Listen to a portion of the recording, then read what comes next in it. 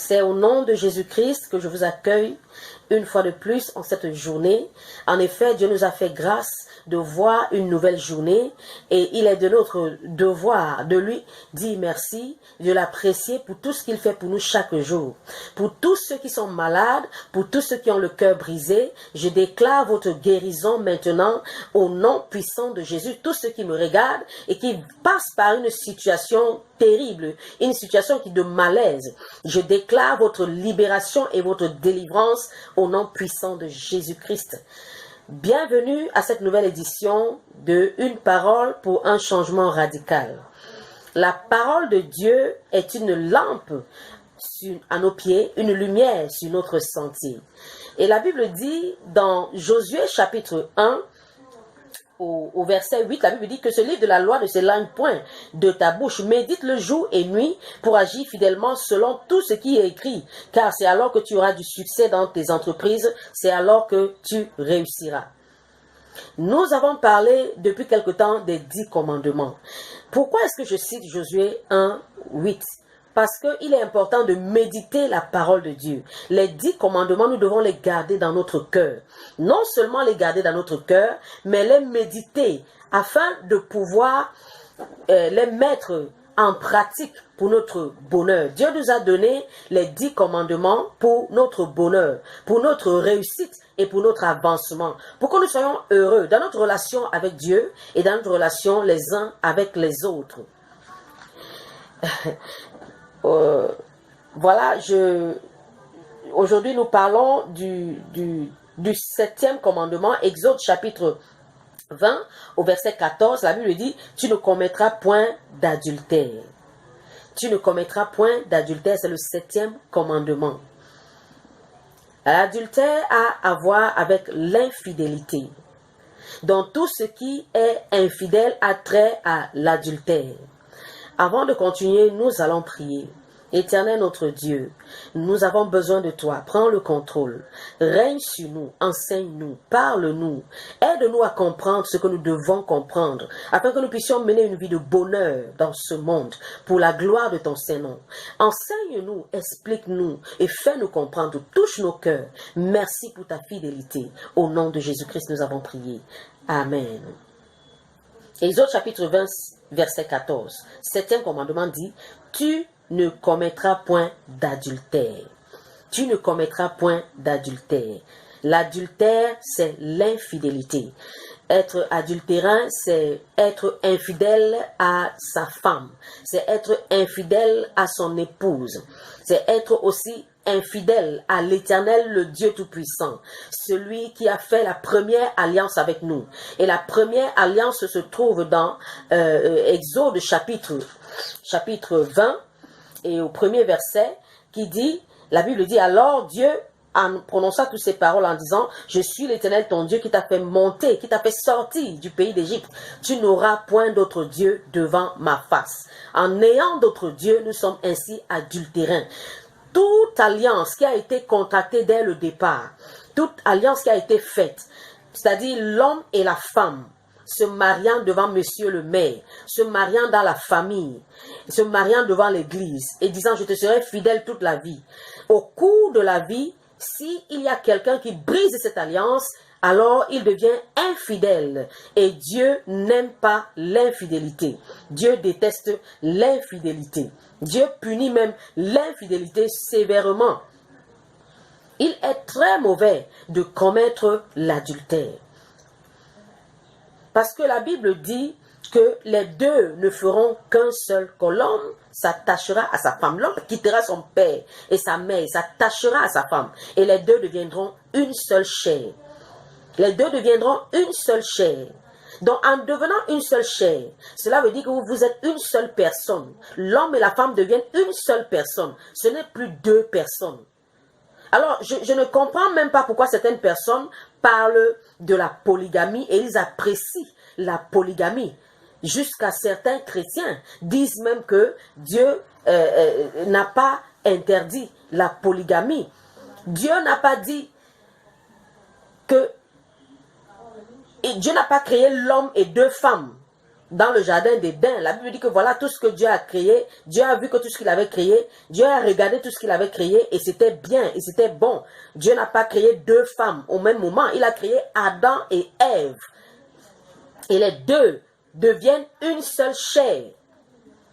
Alors, parler de commettre l'adultère, c'est être infidèle à la personne à laquelle vous êtes attaché, hein, devant Dieu et devant les hommes.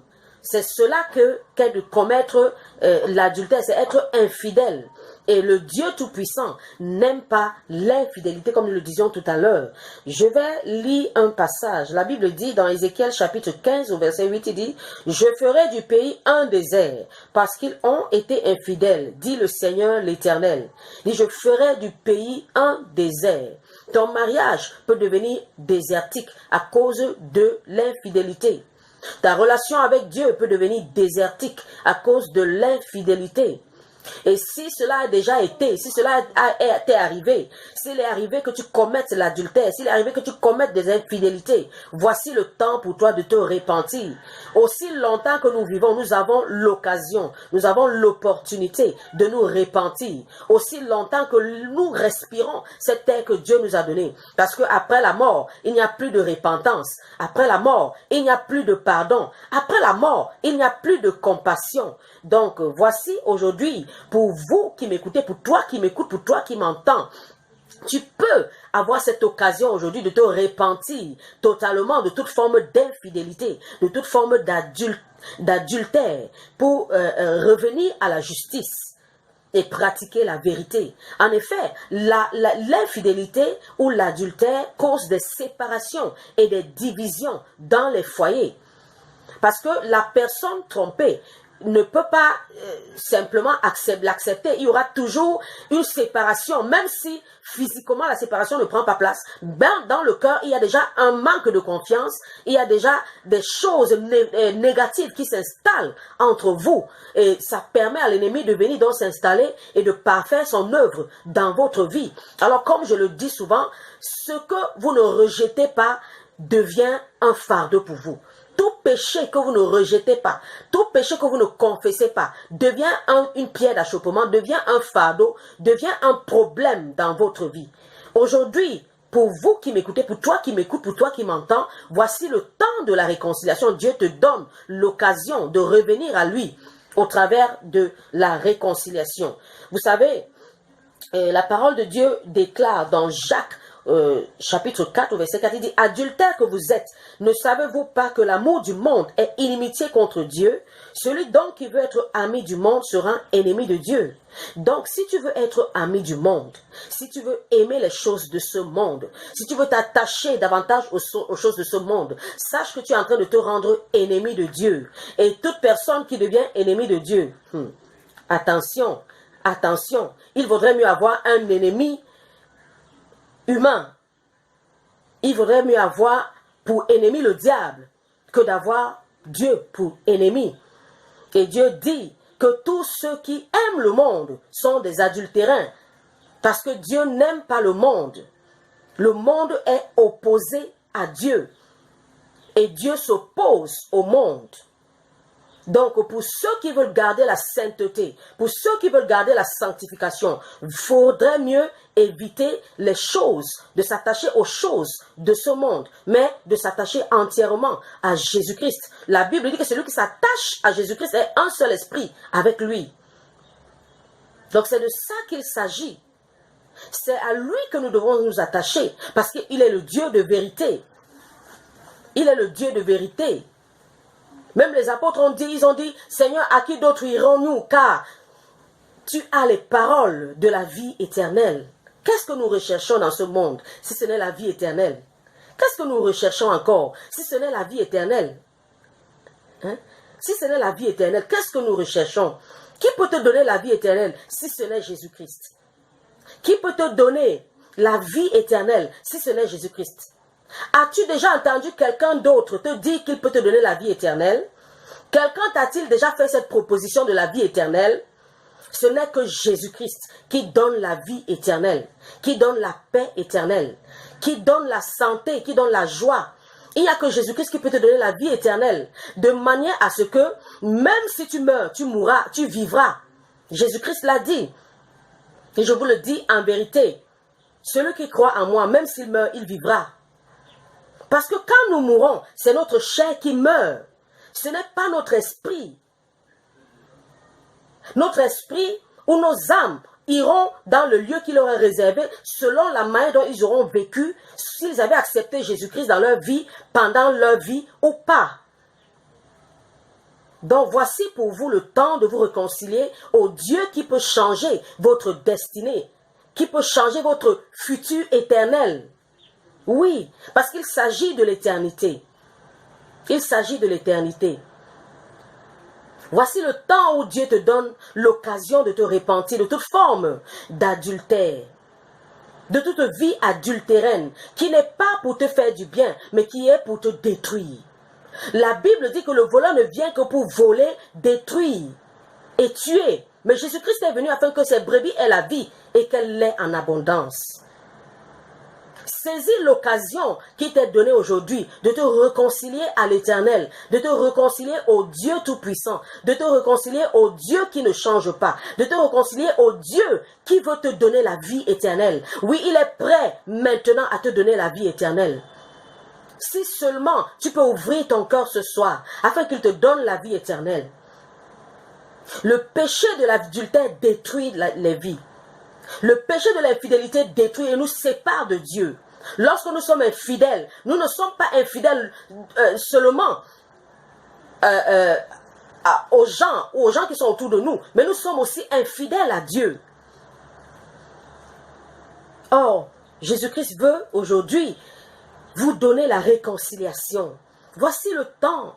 Peut-être que c'est le dernier message que vous écoutez aujourd'hui. On ne sait jamais. Voici le temps pour vous de saisir cette occasion pour vous réconcilier avec Dieu une fois pour toutes, afin qu'il efface totalement vos péchés, afin qu'il pardonne vos iniquités et que vous puissiez naître de nouveau.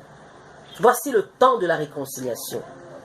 Si cette parole a touché votre cœur, est-ce que vous voulez maintenant courber votre tête avec moi et répétez ces paroles pour vous réconcilier au Dieu Tout-Puissant au nom de Jésus-Christ? Vous répétez après moi et dites: Seigneur Jésus-Christ, je suis désolé de ma vaine manière de vivre. Je suis désolé pour tout adultère que j'ai commise. Je suis désolé pour toute infidélité que j'ai commise. Je viens te demander pardon pour tous mes péchés. Pour tout péché que j'ai commis, lave-moi avec ton précieux sang. Je t'accepte aujourd'hui dans ma vie comme mon Seigneur et mon Sauveur personnel. Merci Seigneur Jésus-Christ. Fais de moi ce que tu veux. Merci Seigneur Jésus-Christ. Amen. Je vais prier pour vous. Éternel notre Dieu, Père, Seigneur, nous venons te confier au nom de Jésus-Christ tous ceux-ci qui viennent d'abandonner leur vie à Jésus-Christ afin que Papa tu les accueilles et que tu changes leur vie et que tu transformes leur vie comme toi seul sais le faire.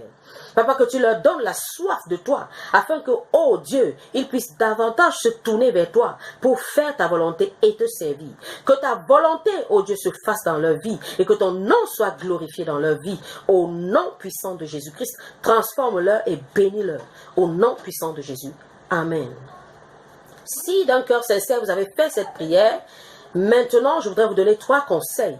Sachez que vous êtes devenu un enfant de Dieu. Si d'un cœur sincère vous avez fait cette prière, sachez que vous êtes devenu un enfant de Dieu et j'ai 3 conseils pour vous. Le premier conseil, priez chaque jour pour développer une bonne relation avec Dieu.